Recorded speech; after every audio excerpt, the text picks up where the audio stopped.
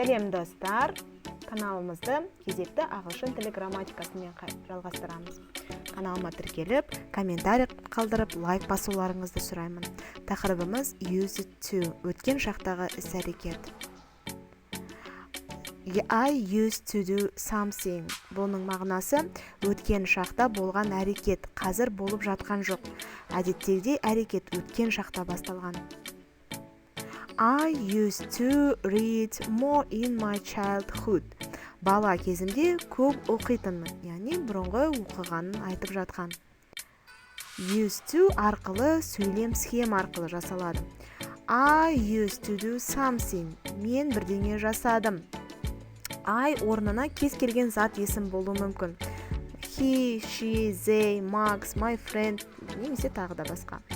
To do орнына кез келген іс-әрекет, етістік әрекетін бейнелейтін бастапқы формада инфинитивпен. Сонымен қатар to do орнына to be болу деген етістік мағынасында қолданыла береді. Айналым тек өткен шақта қолданылады. Іс-әрекет өткен шақта болып, қазір қайталанбайтын болса.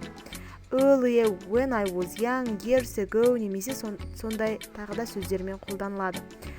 Мысалы, for example, I used to do sleep a lot, but now I don't. Мен көп ұйықтайтынмын, бірақ та қазір ұйықтай алмаймын. Бұрынғы өткен әңгімесін айтып жатқан кезде. I used to be көбіне шаблон ретінде де қолданылады. Мұндай кезде болу етістігі мағынасында қолданылады. You used to be smart. Сен ақылды едің. There used to be a farm here, but now there is a mall. Бұл жерде бұрын ферма еді, қазір сауда орталығы. Іс-әрекет өткен шақта әдеттегідей болған.